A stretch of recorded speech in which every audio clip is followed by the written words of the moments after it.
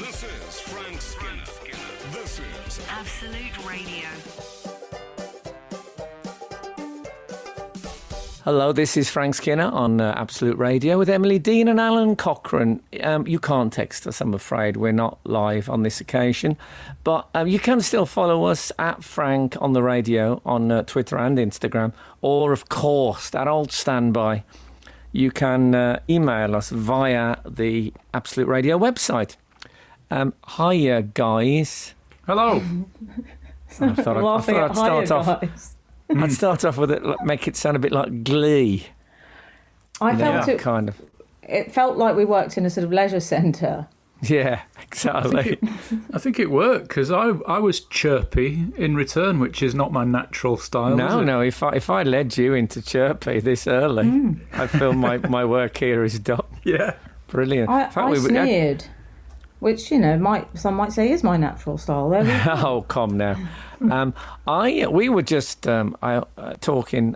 Can I just say I'm crying. I'm actually crying from one eye because I'm sitting here with in my in the upper room. I'm going to call it the north room, and I've got the doors open because it's quite warm here, and I've just had a dandelion seed go in my eye.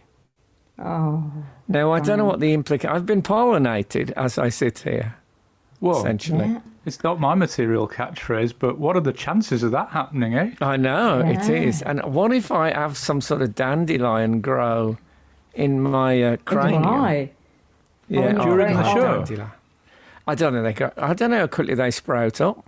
It's all right. I can either see an eye surgeon or a rabbit to have it removed. Frank, the other good thing about dandelions is that, on the plus side, Kath will just blow in your ear and it'll be gone. She'll just have to keep up maintenance. Well, I'll have to wait to it to go to seed. I mean, what about the yellow petalled section? Wait for it to go to seed. I don't think she'll have to wait very long. Oh, guess what? Guess what? I'm already there. Have you ever eaten a dandelion? No, I haven't, Raw. but I believe they're often on the menu in sort of Heston Blumenthal type places, aren't they? I mean, like from a park. No. I mean, pick one up, and because they have a very enticing. When you break the stem of a dandelion, they have an enticing milk. Yeah. I don't know if you ever noticed that. Yep. And I thought, I bet that's nectar. That is the nectar of the dandelion. It is one of the most bitter things I've ever tasted in my life. It's not as good as Ben Shaw's dandelion and burdock.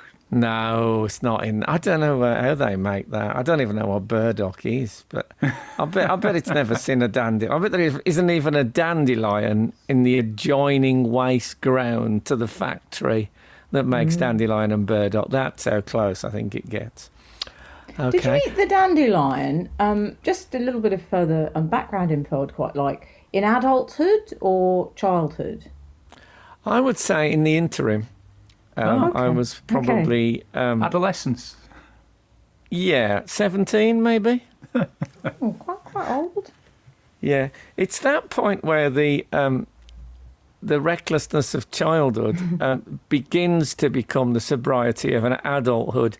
And then, like the cavalry arriving, here comes alcohol and takes you back to start. Return to start. Yeah, so it was... I can tell you other things I've eaten, but they were very unhygienic. Indeed. As was everything in the West Midlands, of course, because it was all covered in a fine coating of chemicals from the local uninhibited chimneys. Wow. We were just discussing kettlebells. When I say we, I mean Al was... equipment. Yeah, Al was... Yes. How many have you got, Al? If you don't, is that a question one shouldn't ask? Whoa! Man? I probably have a few, 4, 5, 6, Four. maybe. There's a saying in the ukulele world, nobody has one ukulele. And I was figuring it was probably the same with kettlebells.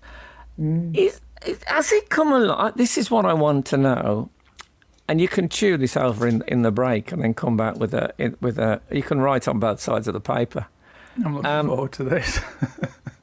I'm not. Did it come about from people lifting a heavy kettle with two hands by the handle and thinking, if we could get the spillage element out of this could be quite a successful exercise item. Stick around for the reply to that. Frank Skinner on Absolute Radio. Those of you who were with us for the previous link will know that I left you on something of a cliffhanger. And I asked resident He-Man, Alan Cochrane, if the kettlebell originated from someone picking up a heavy kettle of water and thought, this, with modifications, this could be a successful exercise item.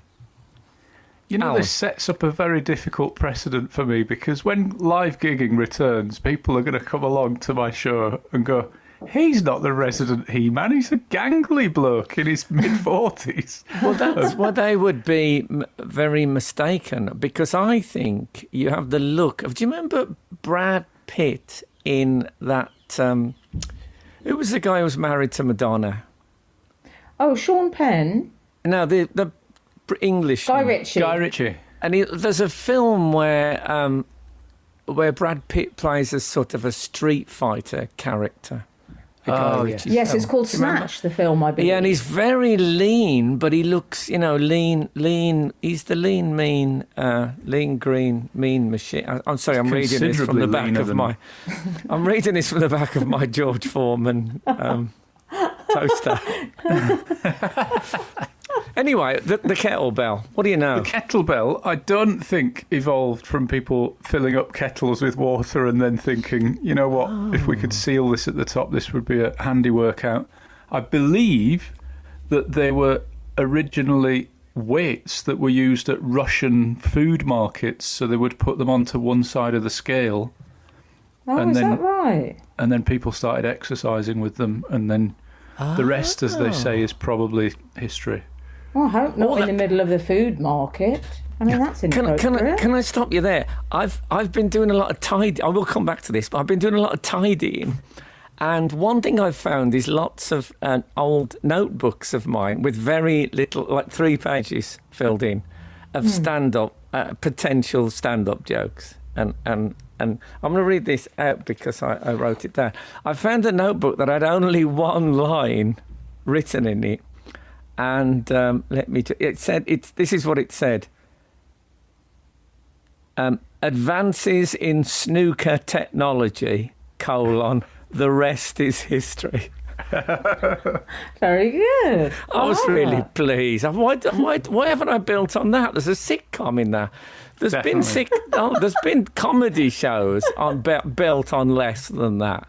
Yeah. Successful There's been careers built on less than that. I'd like to see that sitcom. Perhaps with a cameo from Peter Ebdon. Oh, yeah. Maybe go back a bit. Dennis Taylor is a natural comedian, of course. I tell you who's funny, John Virgo. Yes. I saw him live at Warwick University. He was he bent down for a long read, and Vienna was on the jukebox, and an obviously drunken student... This was in a different room. Just went, it means nothing to me. Joining in, and John Virgo, without looking up, said, "I used to love that song," and then just potted this long read. Very, very fine indeed. I liked it when they made snooker cool briefly in the 80s. Chaz and Dave got involved, didn't they? Yeah. Snooker Loopy, yeah. Yeah. Great song. That was the golden age. If anyone listening, by the way, I know this is a long shot, but if anyone listening has discovered any writing that they've done from an old diary or something which is stuck in their memory, I would love to hear it, because it's great. Because one of the advantages of getting old, and there aren't many, is that when you read your old jokes, they're completely new to you because, of course, you've totally forgotten them. I remember I had a diary that only had one line in it. Just January the 1st, it said there can be no love without the fear of losing. I hadn't quite worked up the material at that point. on Absolute Radio. We were talking about discovering things that you wrote in the past, like, notebooks, diaries, stuff like that. Em, you've got one, haven't you? Well, I have. I will say, in the interests of full disclosure, I have shared this publicly before, but, that's all right. You're my family. I can share it with you as well, because I don't think I've told you about this, but I did a lot of... You never hear page 3 girls saying that.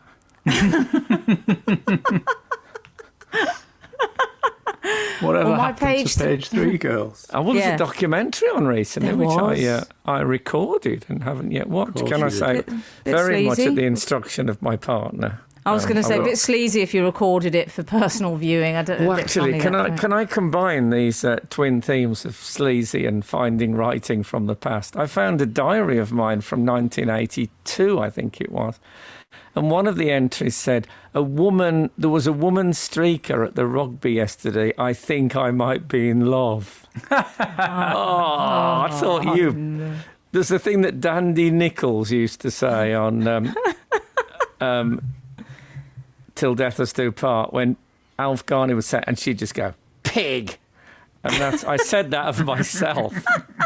Pig. Oh, I might have to borrow that. I'm having that, pig. Yes. So I have previously shared this with Rhys James on his podcast, but I'm going to share it with you. I wrote this when I was about 10, I think, and I've just called it, so this is creative writing. I'll just read you the first paragraph. These are some letters that were found in a spacecraft. Lie already. I love it so far. Dear Maria, it is now Monday the 20th August 1000. I know, I'm sorry, I thought that was the future. Oh, God. That's an Anglo-Saxon theme. It's really dragging me in sci-fi Anglo-Saxon. I have not told you, but I have decided to explore Venus more thoroughly. It's not from... that's a quote from the Fireball XL5 script, I think. Anyone who gets that is welcome to it. As Peter Makalele... that rather nice man who also works as a guard at the National Buckingham Palace Museum, with me as I write this letter, I'm writing to you purely because I feel comforted as I do. If you receive this letter through the new solar system post, then please try and write back to me. The Earth seems galaxies away. Oh, brilliant. Oh, you were 10. I was 10. Can I say, what amazes me about this is I never heard of a Makalele until Cloud Makalele played for Chelsea. Or I think he's now known as iCloud. Yeah. Makalele. But this, if it was 10 years ago, with all due respect, and I realise I'm on wafer thin ice here, but I wouldn't have thought Cloud Makalele was in the public eye. So where on earth Where did you I get that from? It's extraordinary, isn't it? He does say afterwards, he says, it seems like only yesterday we were driving cars instead of Space Transport Limited. Must go now. Peter needs help with the controls. Yours truly, Max. I like it, though. You actually like, especially if you were like, Street.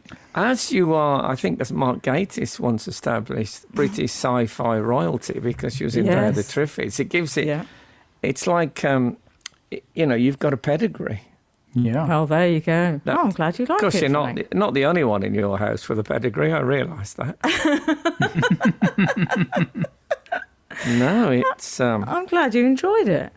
Yeah. And I've just had a text from Erica Rowe. No, I haven't. Erica Rowe was the streaker, the rugby streak. She sat in the streaking chair, definitely. Oh, she was in the streaking chair for a long time. Frank Skinner on Absolute Radio. It was Father's Day last Sunday. I don't know if you're aware of this. Congratulations. But I was asked what I'd like, and normally we'd go out for a meal, but strange times, and so unprecedented. Yeah, I asked for a picnic in the garden. That's what I fancied. Lovely. And the centrepiece of it was a big pork pie, which obviously pork pie it's always good. A big pork pie, and it had Dad, D-A-D, in block capitals, in relief on the top of the crust. That's lovely. It was it was really, and I'll tell you what it reminded. I had a flashback to my childhood. And do you remember malted milk biscuits? Yeah. Oh, I loved those. Yeah, they used to have Did they have a cow on them, Frank? they had 2 cows on. In fact, they directly refuted the folklore belief that you can tell when it's going to rain because cows lie down. Because one of the cows was, to use the heraldic term, one was rampant and the other one was couchant. As if they were expecting a mixed day. So there's a foregrounded cow and then a cow which is either a calf or it's further away. You're absolutely right. down. The foreground cow was a bit more like sort of dossing at his friends. He'd gone round, he was just chilling out, wasn't he? I remember the foreground the cow. foreground cow, if lit correctly, this is how much relief. It wasn't in completely high relief, but it was in. In case you've never seen a malted milk biscuit, it was a bit like Rodin's Gates of Hell. Is that the images were raised up from the background, and if it was lit in the correct way, the cow in the foreground cast a shadow, which was really quite special. Did it have cornicing, some sort of lattice work? Yes, on it the did. border? It had exactly that. It was sort of framed. Lovely. There was variants as well. I think when your poetry podcast has run its course, perhaps you could do a biscuit podcast with this level of appreciation. I worry about middle-aged men talking about biscuits, but this one is more. I'm talking about art that happened to be on a biscuit. Yeah, I see.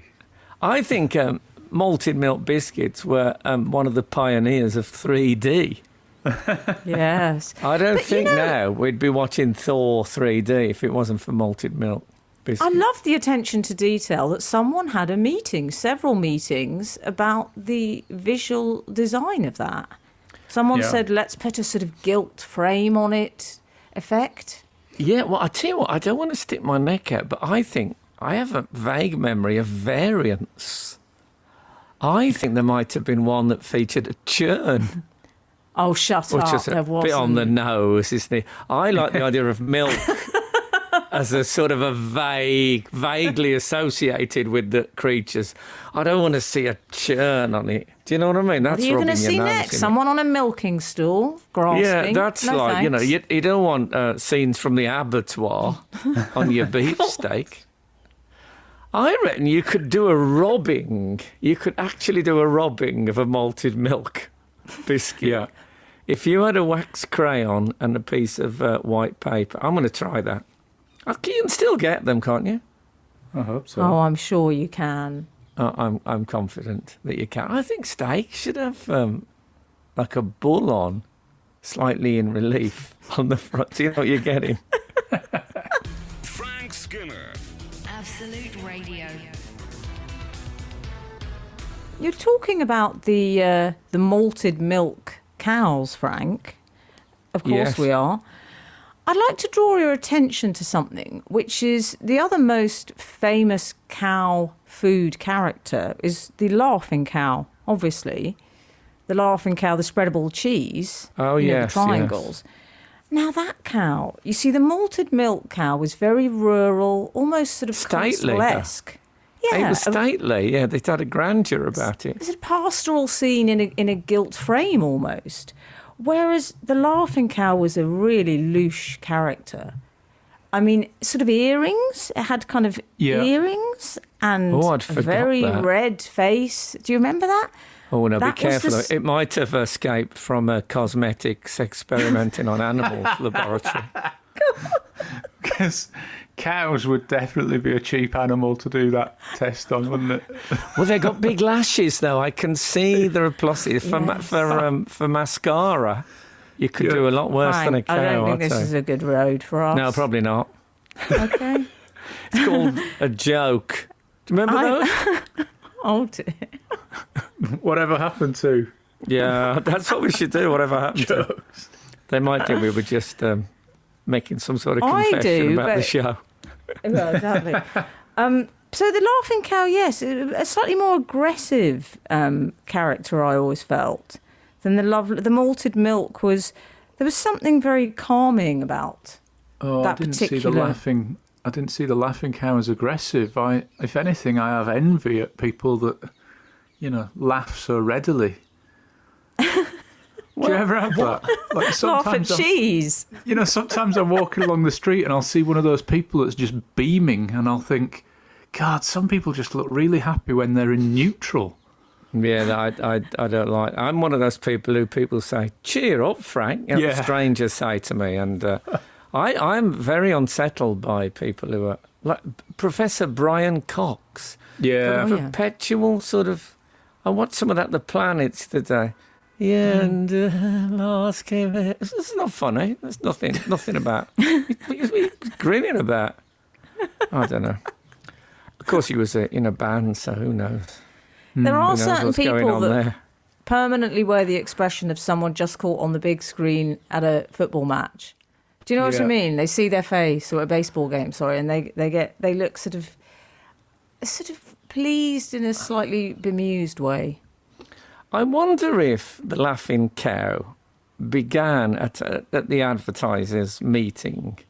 If someone had the idea of a more expanded pun, the laughing cavalier, and it was going to be a cow, but in a sort of a ornamental outfit and a hat and all that. And people said, and then people said, I don't know if people are familiar with the original artwork. Is there any way we can simplify it? And someone said, well, you could just say laughing cow. And then when they said it, they didn't even think people would go with it. It was the bloke who'd had the laughing cavalier, and he was actually saying it in a sulky, let's have just a stupid thing like the laughing cow. And then, of course, they went, yeah, that's much better. And that's how we ended up with some terrible comic shortfall from the original plan, which is actually quite clever, I think. He was going to do a series of various animals based on that. The Mona Lisa was, I think, one of his. You never know what's down there if you dig deep. This is Frank Skinner. This is Absolute Radio. Hello, this is Frank Skinner on Absolute Radio with Emily Dean and Alan Cochrane. You can't text us today because we're not live, I'm sorry, but circumstances. You can, however, still follow us at Frank on the Radio on Twitter and Instagram. And, of course, you can email us via the Absolute Radio website. Now, I've had a bit of technical things. Is that I was looking at my charger lead for my, I'm going to call it smartphone. Yes. It's the only time people ever say smartphone is if they're trying not to say the brand of it. My smartphone lead, I noticed just a couple of days ago, looked a little bit exposed. Do you remember in comics like TV 21 when you would get say Thunderbird 1 and there'd be a cutaway so that you could see the internal workings of it. I loved those cutaway drawings. I love it less on an electrical item next to my bed. Yes. So I put a picture of it, and I thought there might be someone watching who was a bit Apple-y, if you know what I mean. Who could tell me whether it's safe, because I don't want to. But this has got a good long lead on this one, which I like a long lead on a charger. You like a long lead in general, from what I've heard from your friends in the S&M community. Yes. Whiskey. A long lead on a charger was something that I think Sir Lancelot recommended to me. We've had some responses. I'm not sure how technical they are. Whiskey Gift Guide has replied to us on Instagram and said, I think so. It's low voltage, isn't it? But I'm no electrician. Oh, is it? So I couldn't get anything. I couldn't be thrown across the room. Well, Mears Pork Products says, I know. I feel your Whiskey pain. Gift Guide I liked. I always like the way you get You know alcohol that comes in a box, like a cardboard box? We seem to be hearing back from a picnic rather than actual exactly. people. Exactly. Seem to be hearing from an afternoon in your house, Frank, in the 70s. Who is it? Melton Mowbray? This is Mears Pork Products. Oh, maybe it is in relation to maybe you're the new pork pie ambassador, Frank, without realising it. God, I'd love that job. Oh, man, I feel your pain. All our cables look like that, though. All official ones, and I'm still alive. Oh, okay. So, do you think the that's jury... a representative of actually a company that's involved in the pork business? Because all our cables sounds like a man who's got a lot of cables at his disposal. Could it be Cable Guy? Is that who we're actually talking to? But then Jay Hazlitt says, I wouldn't leave it unattended or overnight. Yes. Which is slightly more alarming news. Yeah. I once gave £1,000 to a fund to build a new headstone for William Hazlitt. Did you? The writer, yeah. That's Lovely. a good anecdote. I don't know if it's a good one. I haven't got a similar anecdote about William Hazlitt's headstone. You haven't given to any headstone funds. I certainly haven't given them £1,000. It was a time when my career was booming. £1,000, I'd spend that on a good cigar. Well, can I say, I feel my donation to headstone funds I'm done, okay? Thank you. Yeah, fair enough. Yeah. See, this I can got make an that artistic... joke. Yeah, exactly. You can make it, but I'm never quite sure what the response should be. Laughter's fine. I'm glad I can't see you. Simple as that. And I never think that in any other context. Have we heard any? Is there any other outside world activity? We've had some malted milk responses. Oh, good. I mean, Good. I never thought I'd be saying that in this day and age. I'm sure they're still available, malted milk. We haven't had that many malted milk responses. We've had muted malted milk responses. Do you want to hear them? Yeah. Ian M says there were sporting-themed malted biscuits long time ago. And then... I remember those, but they weren't part of the same family, were they, as malted milk? Wouldn't it be great if we found out if M&M hadn't taken that name because of Marshall Mathers, because he loved malted milk biscuits? Oh, man, that would make me so happy. Frank Skinner on Absolute Radio. On the subject of finding things that you've written, notes, diary entries, etc., when you tidy up, and there's been a lot of tidying up in lockdown, obviously. I'm holding one in my hand, a notebook that I bought in Barcelona. It's even got like a Spanish sticker on the back.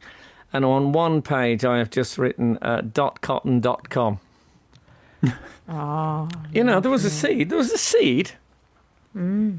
What was that? A sort of documentary where the actress June Brown attempted to guide silver surfers through the business of going online. Oh, I like it. Okay. We were just talking about our assistant producer, Faye.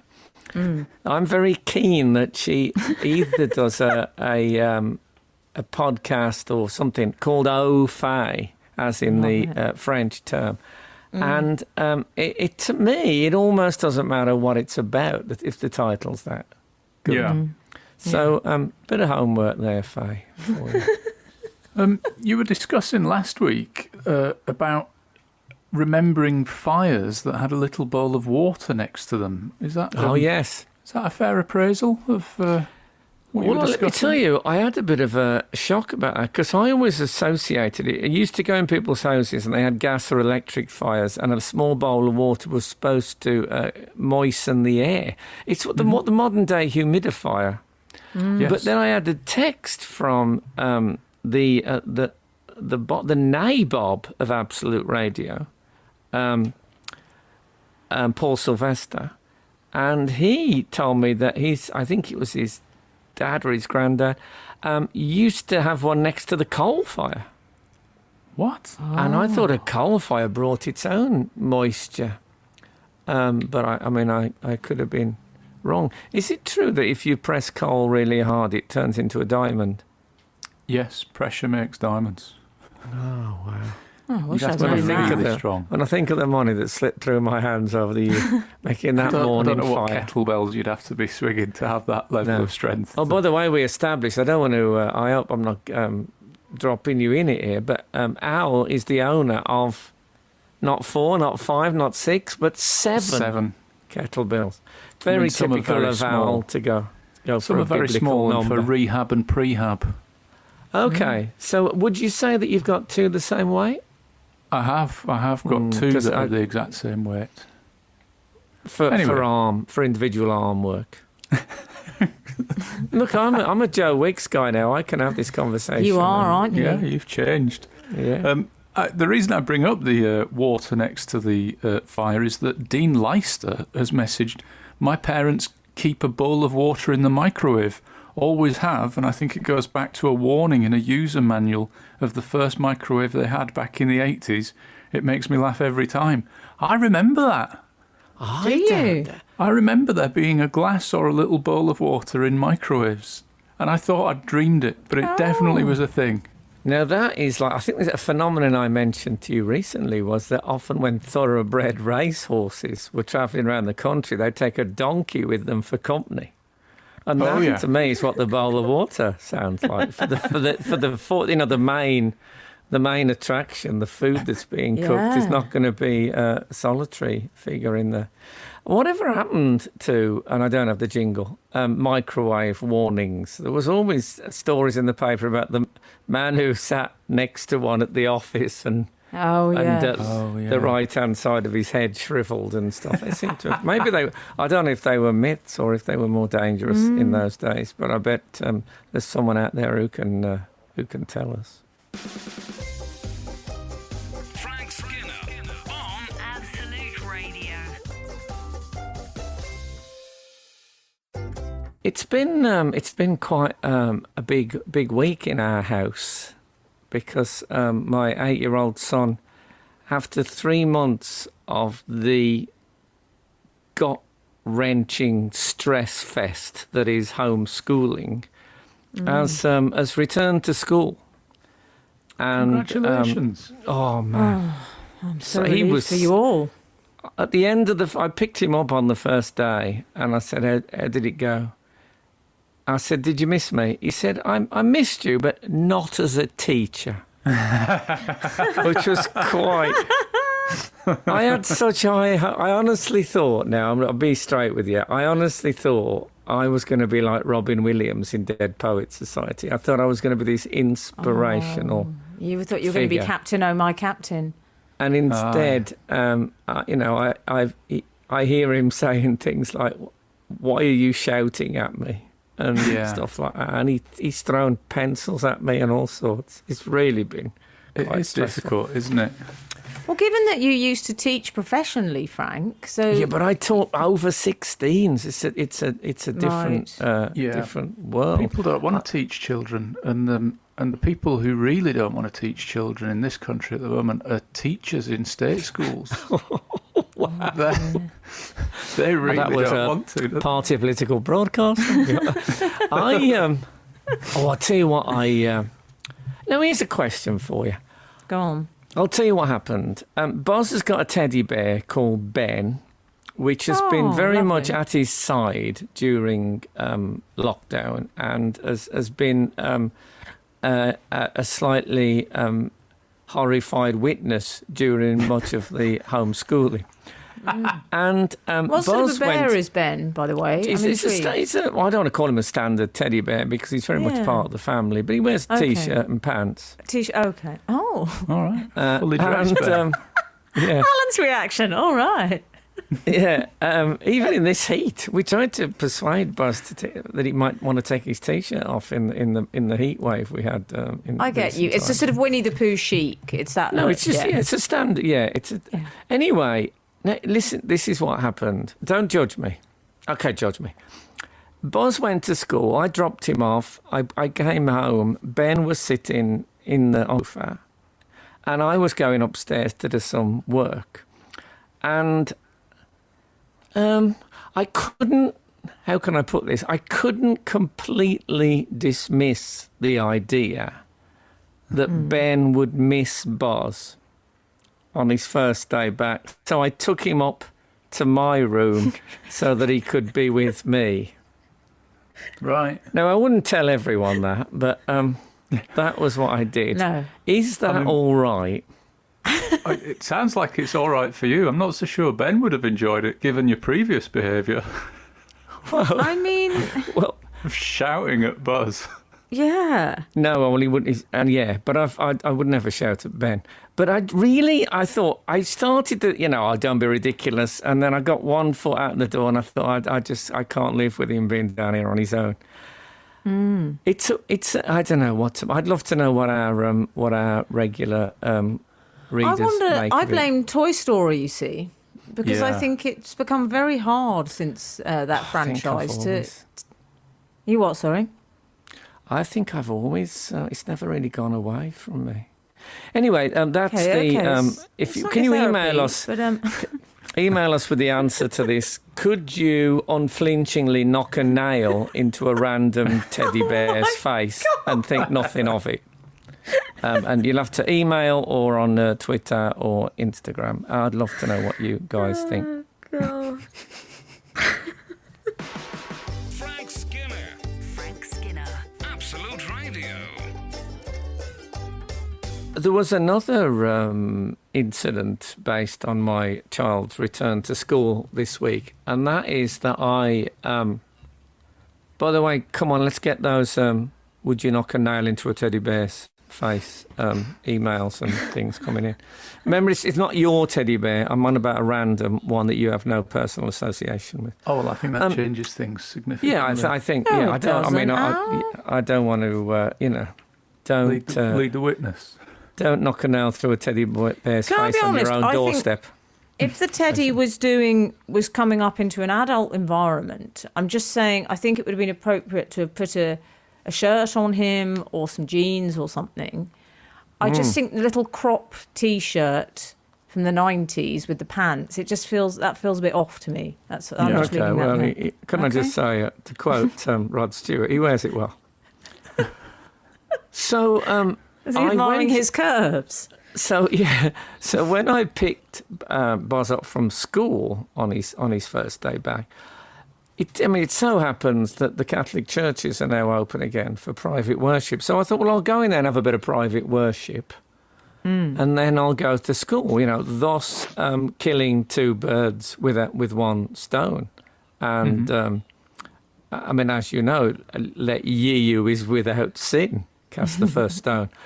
So I went to the church, and the rules is you've got to sanitize your hands on the way in and on the way out.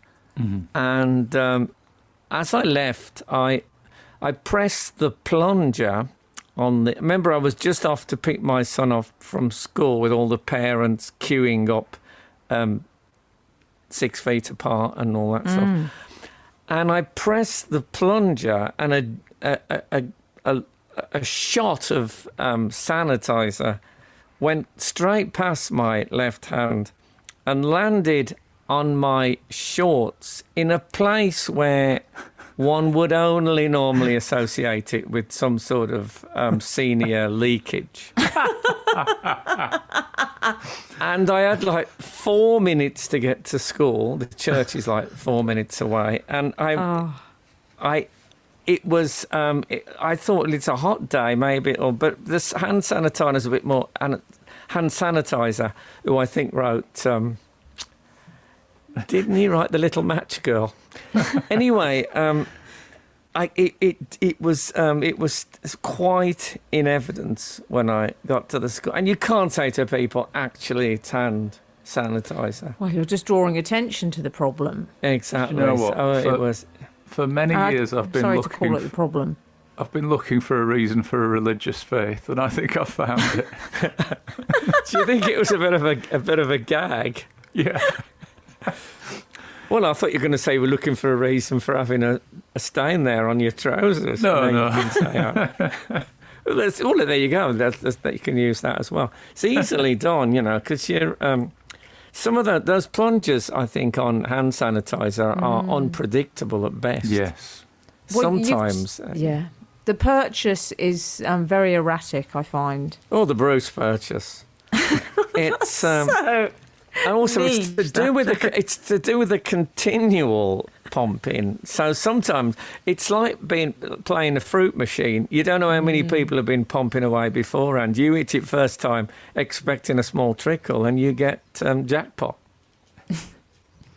That's an allergy I ended up being quite pleased with. Be straight with you. Frank Skinner. Frank Skinner. Absolute Radio. Absolute Radio. Is there more from the external environs? Well, we've been hearing from people who've heard previous shows of ours and lived. and lived. A couple of weeks ago, you were taking one of your extreme comedy viewpoints, where your contrarian side. You said that you didn't believe in the concept of breaking in shoes. That if your shoes aren't comfortable when you buy them. yes. That is my experience. That is I have never broken a pair of shoes. I've persevered, and all it has brought me is pain. I'd actually that's relationships. I'd categorise it as a comedy rant that you did. Yeah, well, it was really true, though. Well, 813 has texted, "Good morning, Frank. If you have tight shoes, you should follow Roald Dahl's advice. He put sealed bags of water in his shoes, put the shoes and water in the freezer. As the water freezes, it expands and stretches the shoes, making them more comfortable to wear. Have a good day, KTG in Harvel." I don't know where Harvel is, Harvel. And what about if it was a hot day as well, like some of the days we've had this last week? Yeah. Imagine putting on a lovely pair of loafers from the top shelf of the freezer. Be brilliant. You could be just sat in the living room and say, "I'm just going to get an ice pop and put my brogues on." Yeah. Well, can I tell you? That works, though. Well, can I tell you something I do which isn't related to shoes, but I think I've shared this with you before. Top tips for pet owners. I do freeze the old hot water bottle for Raymond, my dog, and he lies across it.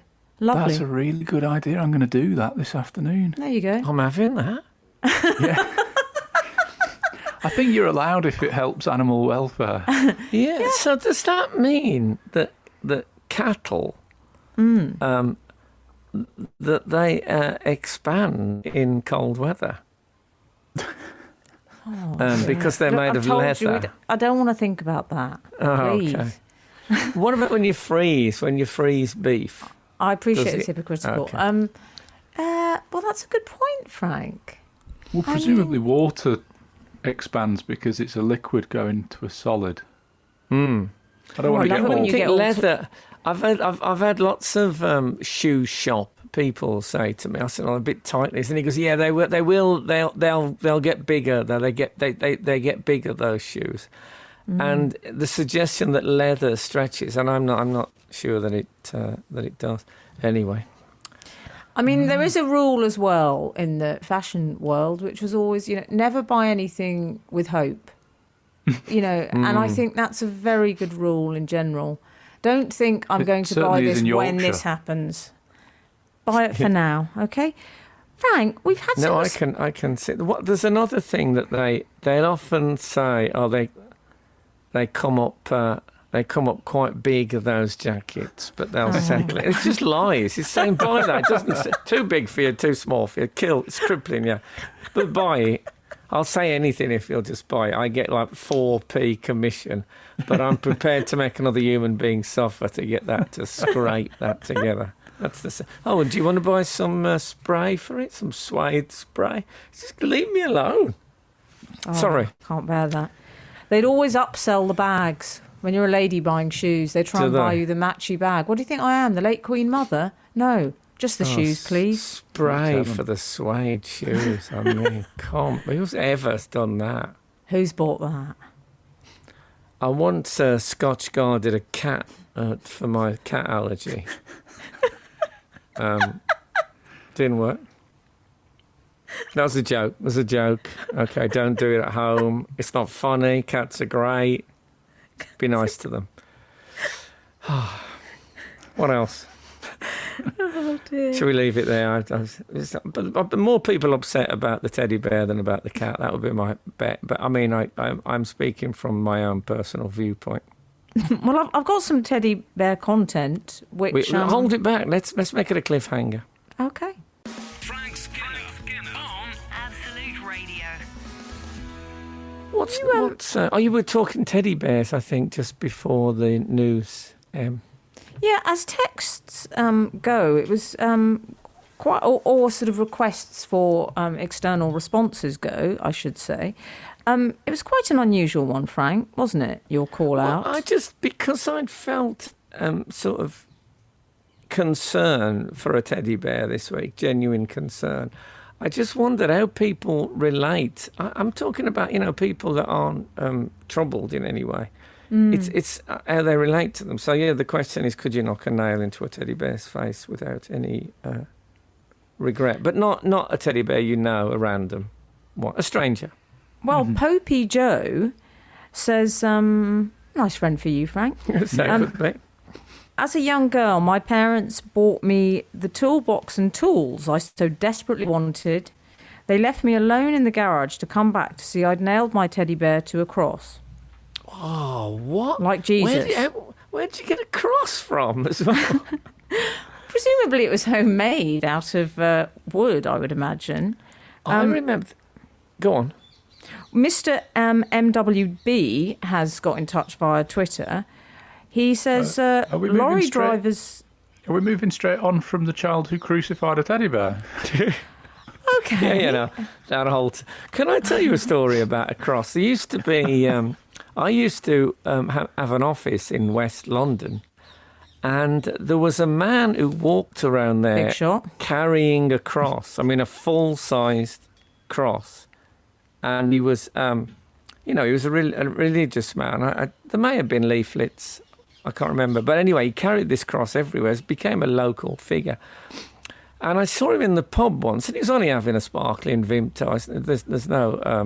There's no expose on this. He was in the pub having a drink. It's hard work carrying a cross about. Yeah. And tell me about it. I thought, well, where's the cross? And I saw like a wooden case. And this cross was hinged. And it folded up into like a little wooden suitcase. And he was just sitting there in the pub. I thought that was a great thing. What a fabulous idea. Yes. Fold away crucifix. You don't get too many of those. Sorry. It's probably not a mass market item, is it? I sort of want to know what happened to the rest of Popey Joe's. Sorry, I got it. What? Thanks for pulling me up for that. I nearly moved straight past it. You'd be good in a car if you're spotting things from the window. Popey Joe, I'd like to know what happened to the rest of her life. Because if a child that crucifies a teddy bear, you'd think might have a bit of a colourful way ahead coming up. Let's hope that wasn't the case. Yes.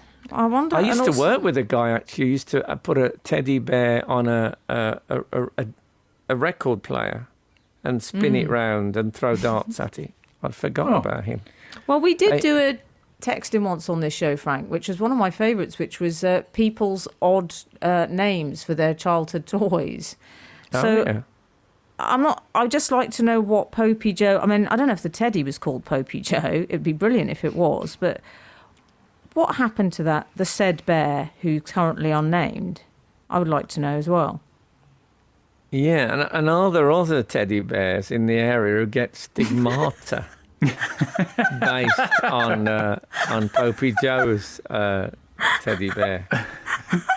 Did they line up some other teddy bears nearby, like as disciples or something? Did they start crying or something, and people came for miles to see the bear crying? Well, two teddy bears, one either side of it, one of which was sympathetic, the other one was lovely, aggressive in the extreme. If it was Easter, to me it takes the edge off it, because that could be a child mistaking it for decoration. Do you know what I mean? Oh, I believe it was Easter. Well, I always like to give I'm sorry, I should have added that in. She did mention that. I'm sorry. I've just I seen. always like to give a profoundly violent child the benefit of the doubt. Popey Joe. So there you go. You're okay by me.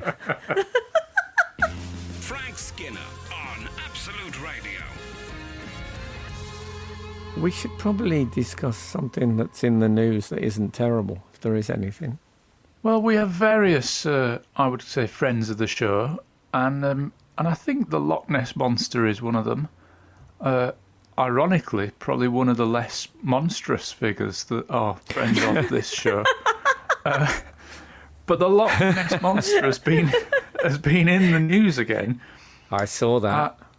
And I do wonder if it... Are we okay with the monster part of What do you the Loch mean? Ness Monster? Well, we don't really know if it is monstrous, if it's just a big creature that's in a loch. You have to assume when you are inhabiting that space of the mystery beast / urban myth, there will always be a pejorative attached to your name. Abominable snowman. I just wonder. Okay, this is how it goes. These are very sensitive times, and we dropped the ninja from the Teenage Mutant Ninja Turtles. I wonder if it's time to just start thinking that it might be the Loch Ness. I think monster though can be, like Monster Mash. I think it can. I know that is monster themed and wasn't a very good example, but it can be used as a big helping. Yeah. If you know, You're right. and this is a big helping of creature. Yes. I don't think anyone's going to argue with that.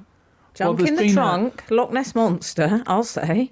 There's been a new photograph, although obviously the sceptics are going to say, but it's not that new. This photograph was taken a while ago, but now the photographer, Steve Chalice, has only just brought it into the public domain.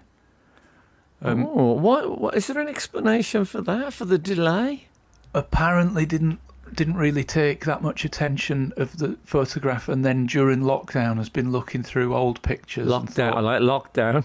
He looks at his pictures of locks. Yeah, the Loch Ness Monster looks like Bob Down, maybe in a safari jacket.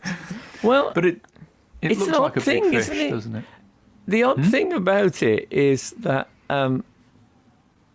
not looking at your pictures is something that doesn't really happen. And I mean, are we to imagine this guy? What's his name? The taker? Steve Chalice. Steve Chalice. One of yours.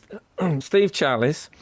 Are we to imagine him in a dark room with like a clothesline with wet photographs on pegs hanging up, or him just moving one around in a tray, a wet tray, and going, "Hey, hold on a minute, is that what's happened?" I mean, they'd always use the tongs as well in the films, wouldn't they? And then you'd get the music swelling, and then you'd see the image revealed in the plastic. Of course, the most famous one is what's known as the surgeon's photograph from 1934. Probably the picture we've all seen. Yes. Oh yes. And I read about that, and the surgeon who took that photograph what was kind of actually surgeon was he? Well, he was actually a gynaecologist and not a surgeon at all. But in 1934, they couldn't think of any way of phrasing that in the paper that that didn't make the Loch Ness Monster seem guilty by assation. They were still fine with calling it a monster, though.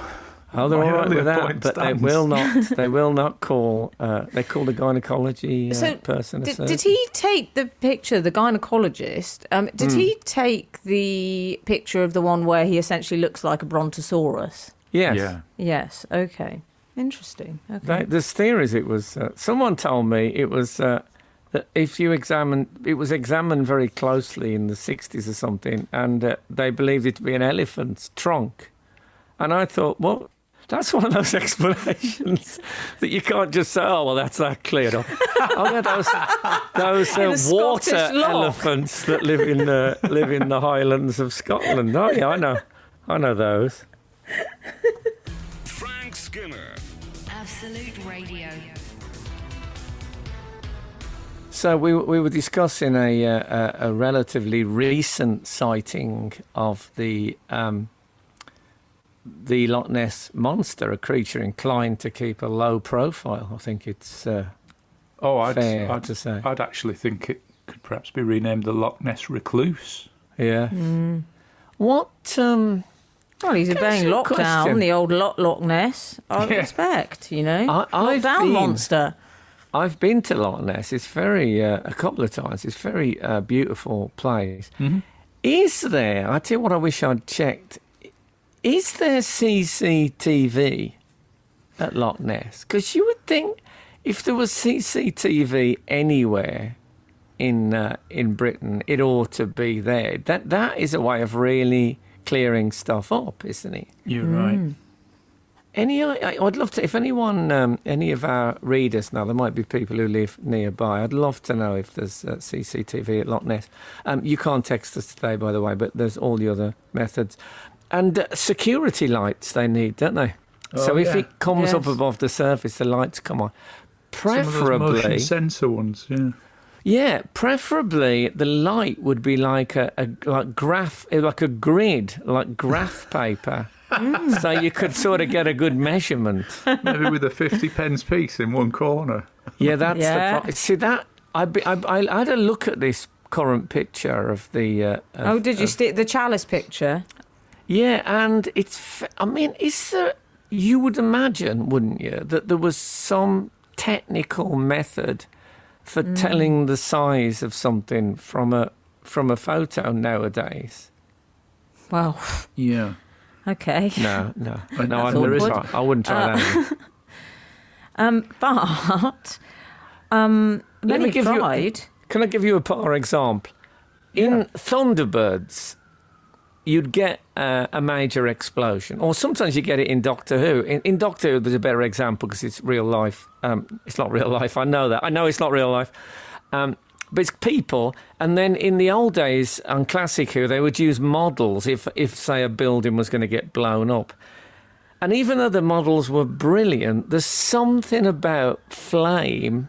Small flame doesn't look like big flame. Do you know what I mean? Yes. It's it doesn't have all the multiple tongues of the big complexity. flame. Yeah. And also water.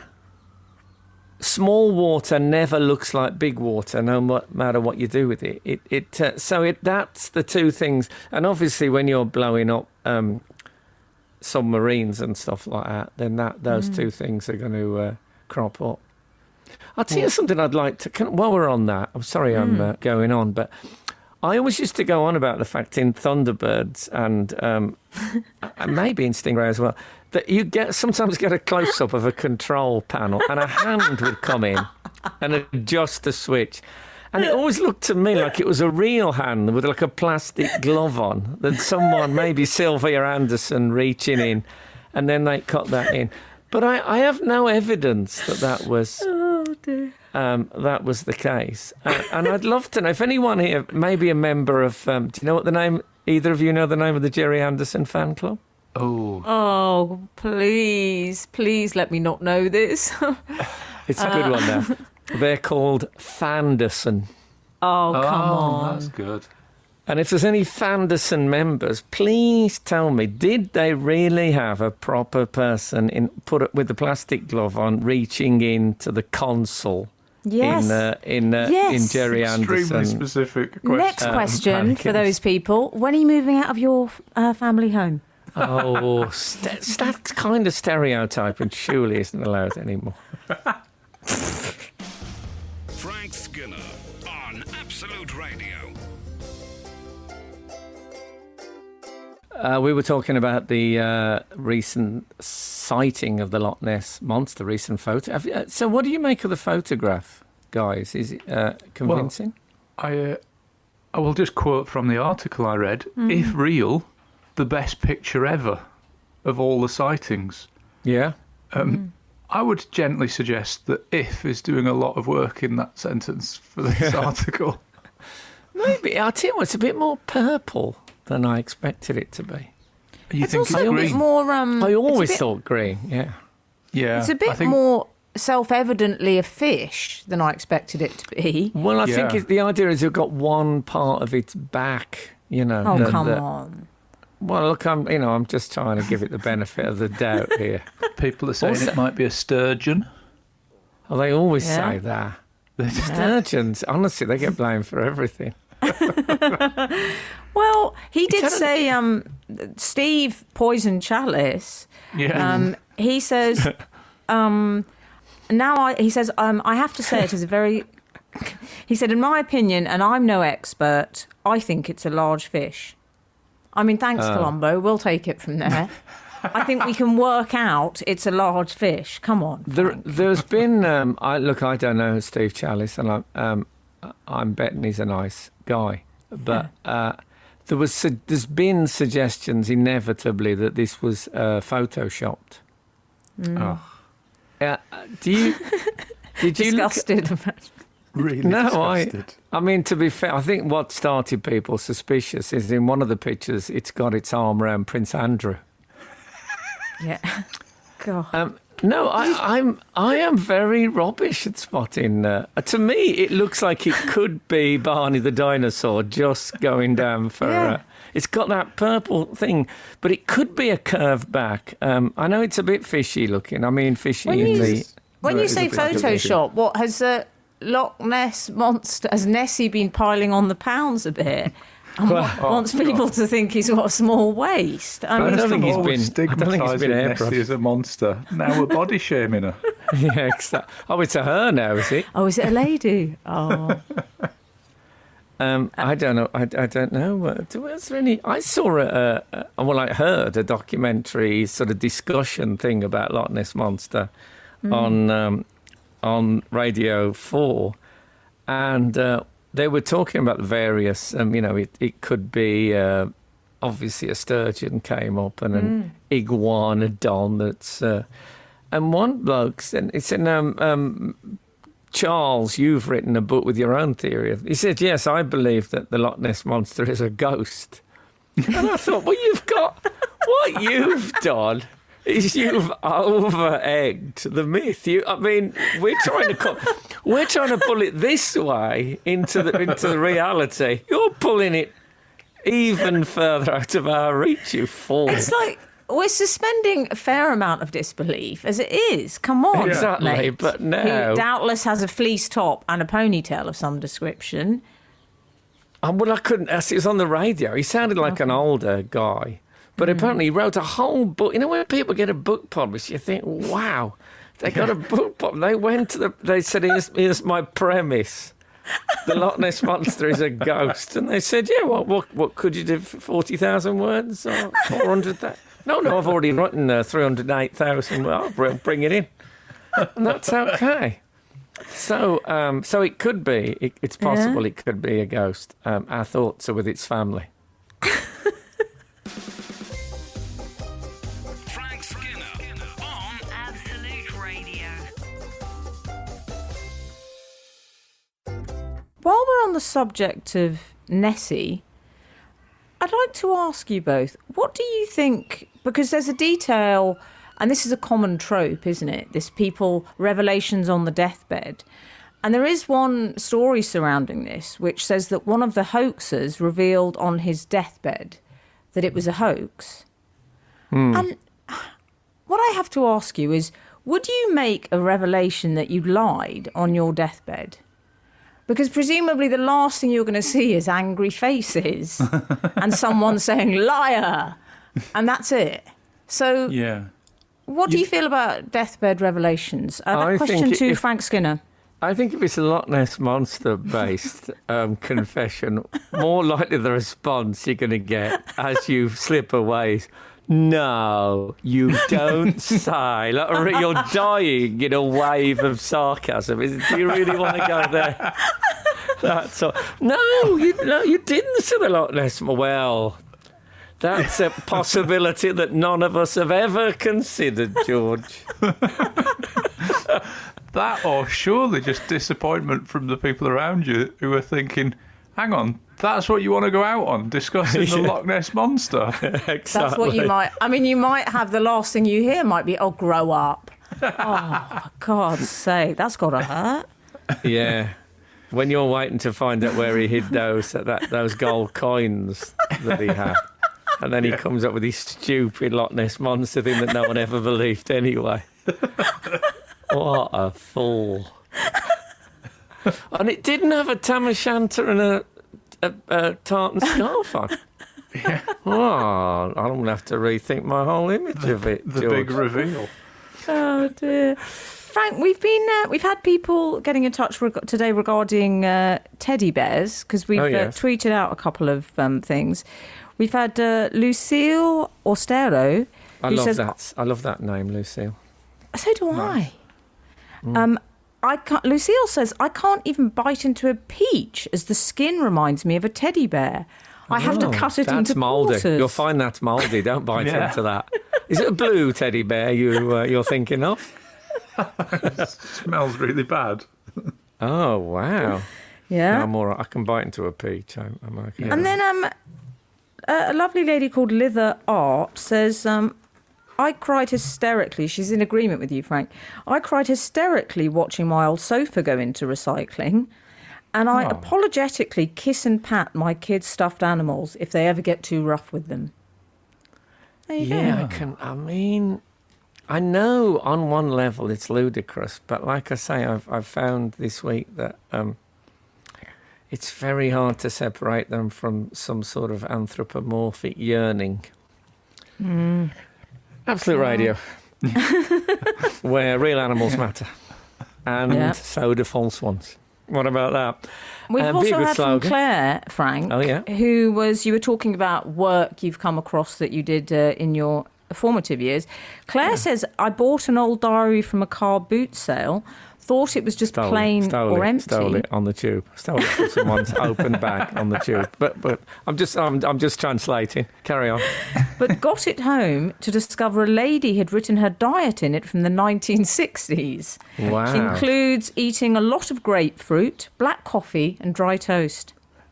Was it Twiggy? Twiggy's diary. Grapefruit. Isn't it odd? I hadn't noticed, but grapefruit now sounds so yesterday as a sort of a health food thing. I just have grapefruit for my. People used to put a glacé cherry in the middle of it, which and sometimes is like a tablespoonful of sugar. Exactly. Glacé cherry is basically sugar. I mean, what were they up to? Anyway, thank you so much for listening to us today. And if the good Lord spares us and the creeks don't rise, we'll be back again this time next week. Now, operate carefully. This is Frank Skinner. This is Absolute Radio.